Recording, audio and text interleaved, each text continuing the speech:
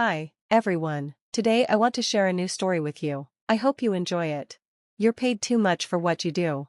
That was the first thing he ever said to me. Not hello or welcome, just that, calm and cold. I blinked, smiled, and thanked him. Then I walked out of his office and started counting down to the day he wouldn't see coming. My name is Hazel. I was the director of human resources at Sterling and Chase for almost 20 years, 19. To be exact, I knew how every team worked, what every manager struggled with, and where each leader failed to see their own problems. I wasn't loud, I didn't chase promotions or try to stand out, but I kept the company running behind the scenes. People called me the backbone of the company. I led changes during 2 economic downturns, created a diversity plan before it was popular, and solved problems before they turned into lawsuits. I trained 3 VPs, guided managers through hard times, and fixed broken teams without ever asking for praise. Then Trent Morrison became the CEO. He was 35, looked sharp, spoke with confidence, and used a lot of buzzwords. He had worked at 2 startups, both failed, but got this job thanks to friends on the board. Right away, he made it clear he wasn't here to protect the old ways. He wanted to shake things up. In his first week, he didn't meet with department heads. Instead, he sent an email announcing changes and fired 5 middle managers by the end of the week. He renamed the meeting rooms with tech buzzwords and said handshakes were old-fashioned. When I had my first meeting with him, I dressed professionally and brought notes to talk about our team's plans. He didn't even look at me when I sat down. Hazel Grant, he said, how long have you been here? 19 years this March, I said. He gave a short laugh. Right, old salaries. Then, while looking at a spreadsheet, he said, you're overpaid for what you do. Starting next paycheck, your salary will be cut by 30%. I don't remember what my face looked like, but I do remember sitting up straight. I could have fought back. I could have shown proof of everything I'd done, the better staff retention, the avoided lawsuits, the improved company culture. But I didn't. I just smiled and said, understood. Because I saw something in him, his voice, his body language. It wasn't personal. It was worse. I didn't matter to him at all.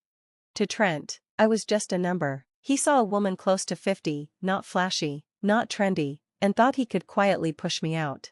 That's when I knew. He thought he had put me in my place, but what he really gave me was something even stronger than respect. He gave me clarity. And when a woman like me realizes she doesn't owe loyalty anymore? You'll find out. I didn't cry, I didn't get angry, I didn't even tell my closest coworker. I just walked out, went to the restroom, locked the door, and looked at myself in the mirror. I said nothing, I just stared. And then I smiled. Not the smile of someone who gave up, but the smile of someone who had stopped protecting people who didn't deserve it. Trent made a big mistake. He thought people like me don't keep track. He didn't know I'd been keeping track long before he even learned how to play the game. And things didn't stop there. They got worse, quietly and on purpose. First, they moved me out of my office without telling me. I came back from lunch and found a younger woman named Angela at my desk. No nameplate, no warning, just her. She said, "Oh, didn't they tell you? I'm the new executive assistant to the CEO. He wants me sitting closer." So, I packed up. No fuss, no complaints. I moved to a desk by the copier, where the heat didn't work and the lights flickered. Then, they started cutting me out of meetings. My calendar, once full of important sessions, was now filled with small tasks I hadn't done in years. Angela was given full access to our HR system. She followed me around pretending to learn, but it was clear she was spying. She even called me hazy in front of interns. I said nothing, because I was watching, too. I saw her taking screenshots of things she didn't understand. I saw where Trent's cost-cutting plan was putting the company at risk. I saw Angela send documents without reading them, and I saw Trent ignore warning signs. They thought I was doing nothing, but I was preparing. I came in early, stayed late, I downloaded policies, saved contracts, backed up emails. I quietly watched who had access to what. No one stopped me. They still thought I was harmless. That was their second mistake. Because while they made flashy changes, I was building the trap they were walking into, using the very systems I once created to protect them. For 19 years, I was the safety net. I caught mistakes before they became disasters. I kept things working, even when no one noticed how. But now, I wasn't the net. I was the thread. and when you pull the thread, everything starts to fall apart. I just needed one more push, and Trent was about to give it to me. It happened on a rainy Tuesday. The weather matched the mood, cold and gray. We were called into a surprise all-staff meeting. Usually, these were to share updates or celebrate wins. This time, there was no plan. Trent stood in front of everyone, sleeves rolled, smiling like he was proud. Angela stood next to him, holding a tablet like it was full of secrets. "Thanks for coming," Trent said. "We've been reviewing our company from top to bottom to make sure we're moving in the right direction." He looked at me, just for a second. "And as part of that," he said, "we found some roles that are now outdated or no longer match our goals." There it was again. Outdated. He didn't say my name. He didn't need to. Everyone turned and looked at me, like it had been rehearsed. "This will be Hazel's final week with us," Trent said. "We thank her for her years of service and wish her well in the future." Just like that, no handshake, no goodbye speech, not even a simple card from the team. I was being erased right in front of everyone. I had been through tough moments before, but this one was hard to accept. The room went completely quiet. I could see the discomfort on people's faces, people I had helped through layoffs, family troubles, divorces, people who knew I had kept this company steady during its hardest times. No one looked me in the eye. They were too nervous, too embarrassed, or maybe just afraid. And yet, I felt free, because now I didn't owe anyone anything. I stood up, nodded, and said, "It's been a privilege." Then I walked out, calm and strong, my heels tapping on the floor like a soft drumbeat. I didn't cry until I reached the stairwell, not because of Trent or the insult. I cried because it was really over. 19 years of loyalty erased in 5 short sentences. It hurt, deeply. But in that moment, everything became clear. I hadn't just walked out of a meeting that day, I had walked away from a place that no longer saw me. And now, I was invisible, but only to people who thought being visible was the same as having power. The truth? Real control is quiet.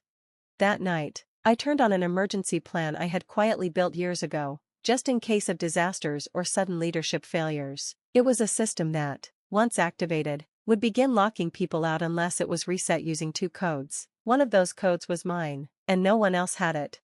Monica, a trusted IT expert I had worked with, was still in the company. She started quietly clearing my name from system records. No alerts, no trace. At the same time, I wrote one final note, short, legal, and clear. Starting now, I take no responsibility for the systems, processes, or contracts I created. Any access under my authority is cancelled unless both sides agree in writing. Signed, Hazel Grant. Then I logged out for the last time and waited. 3 days later, my phone buzzed. 1 message, then 5, then over 20. The payroll system failed, onboarding stopped working, compliance tools locked up, HR data couldn't be opened. I saved it all in my personal archive. Then, I made some tea, because the unraveling had begun. But this wasn't revenge, this was balance. The company had been poisoned, and now things were finally correcting themselves. The best part? They still had no idea what was really happening. Funny how fast things fall apart when power is misused. By the end of the week, everything at Sterling and Chase was falling apart. Payroll froze, the HR system blocked access, employee benefits were stuck, legal reports disappeared. The team tried everything, but every fix made things worse. Trent blamed tech issues, but the truth? The system wasn't broken. It just didn't belong to him anymore. By Monday, 10 people had quit, quietly but clearly. Team leads, experts, one after another. They left. No big goodbyes, just carefully timed exits. Every single one of them was someone I had mentored. I watched it all happen from my new office. Not at Sterling and Chase, but at Grey Link Group, a smaller company with a heart. They had reached out to me months before Trent even arrived. They admired my work and wanted my help. Back then, I said no, out of loyalty. Now, I said yes. But I didn't just join them, I brought the systems, the plans, and the safety measures that had kept my old company strong. Even more importantly, I brought the people, the ones Trent thought didn't matter. We weren't starting from scratch. We were starting fresh. Grey Link moved fast. While Sterling and Chase struggled to hire anyone, Grey Link had smart people, working systems, and calm leadership. Then came the final surprise. Grey Link bought one of Sterling and Chase's weakest divisions. On paper, it looked like a simple business move. But behind the fancy words and headlines, one detail wasn't public. I was in charge of the transition. That's right, 3 weeks after Trent fired me, I led a meeting he had to attend. The look on his face was priceless. He looked at me, shocked, like he was dreaming and just realized it was a nightmare. And me? I stayed calm. I smiled and held out my hand. Welcome to our transition alignment meeting, Mr. Morrison. I trust you've reviewed the prep materials? He couldn't even form a full sentence. Angela wasn't with him anymore. Word had it she was let go after a compliance issue about unauthorized data access. Surprise, surprise.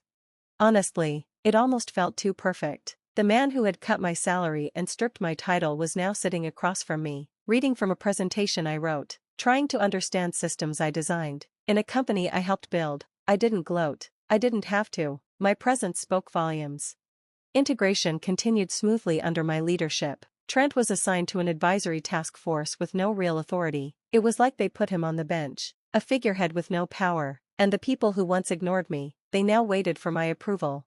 It wasn't revenge, it was balance. Poetic, really. When you erase someone without understanding their role, you don't just lose an employee, you lose the entire structure. And if you replace experience with vanity, you might find yourself living the life you thought you'd taken from them. But it's not the glorious life, it's the quiet humiliation, the invisibility, the feeling of being powerless, just as he thought I deserved. Now, it was his turn.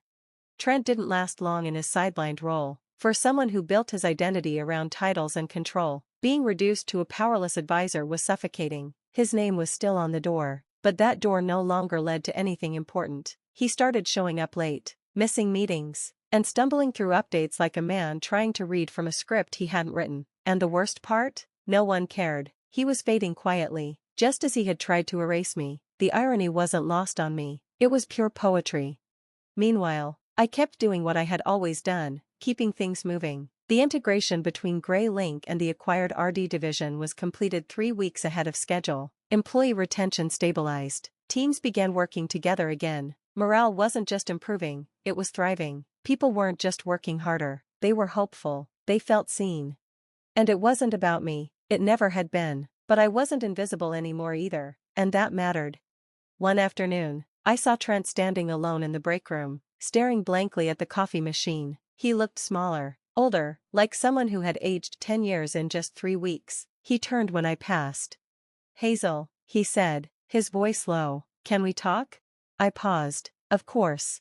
We stepped into a quiet office. He didn't sit. Instead, he leaned forward, hands on the table like he was trying to steady himself. "I didn't see it," he said, his voice quiet. "What you were doing, what you held together." I stayed silent. "I thought you were just dead weight," he continued, "a name on a spreadsheet. I didn't realize everything would fall apart." I tilted my head. "But you didn't ask, did you?" He looked down, ashamed. "I'm sorry," he said. And here's the thing, I believed him, but that didn't change the outcome. Apologies don't rebuild systems, they don't rehire people, they don't undo the damage he caused. "I appreciate that," I said gently, "but this isn't about me anymore, it's about what comes next."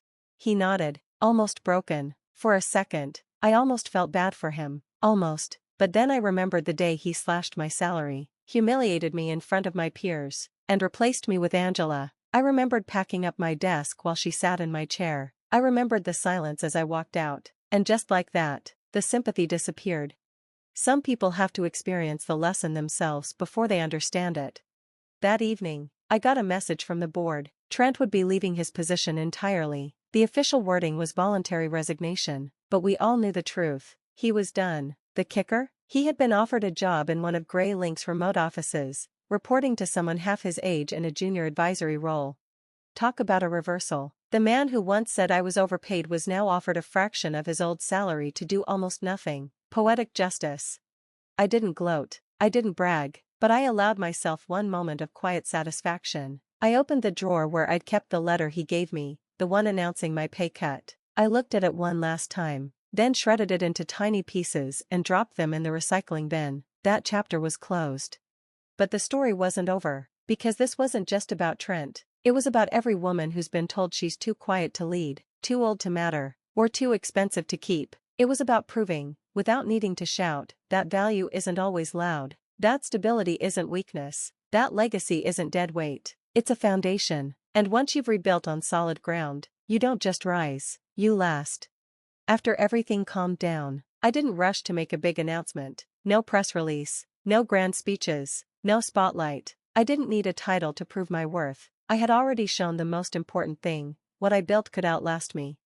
I officially took on the role of Chief People Officer at Gray Link. But it wasn't just a promotion, it was an evolution of who I was, of what I stood for, and of what I would leave behind. I wasn't there to hold on to authority, I was there to shape what came next. Instead of clinging to control, I began mentoring. I opened office hours each week, not for executives, but for those overlooked: assistants, interns, women returning to work after caregiving, mid-level professionals unsure of their next step. I knew what it was like to be unseen, and I wanted to make sure no one under my watch ever felt that way again.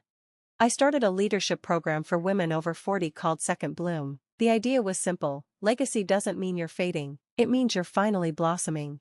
To my surprise, the first cohort filled up within days. Word spread, applications poured in, and something inside me softened, then bloomed, too. One afternoon, I received a handwritten letter from a junior staff member, someone I hadn't worked with directly. She wrote, "Thank you for showing me that quiet doesn't mean weak, that experience doesn't expire, that the people who hold things together deserve to be seen, not just used." I sat with that letter in my hands, tears stinging my eyes, because that's what it had always been about: not revenge, not victory, not proving anyone wrong. It was about creating space, about helping others step into their worth without waiting for permission. And as for Trent, last I heard, he took the field position in Phoenix, a small office, no assistant, no boardroom, just a nameplate and a long list of regrets. I don't think of him as a villain. He's a lesson. Some people rise by stepping on others. The ones who last build platforms beneath them. That's what legacy really is. Not what you take with you, but what you leave behind that stands tall long after you've walked away. And I was ready, ready to build, ready to lift, ready to hand over the reins one day, knowing the roots were strong. I used to think legacy was something written in retirement speeches or engraved on plaques, but now I know better. Legacy is quieter. It lives in the systems we build to protect others. It shows up in the leaders we lift, the people we mentor, and the dignity we choose to defend even when no one's watching. It's in the intern who finds her voice because someone finally listened. It's in the mother returning to work who doesn't have to start from scratch. It's in the seasoned employee who finally realizes she is not past her prime, she is just getting started. That's the work I do now, and it's the work I'll do until the day I step away for good.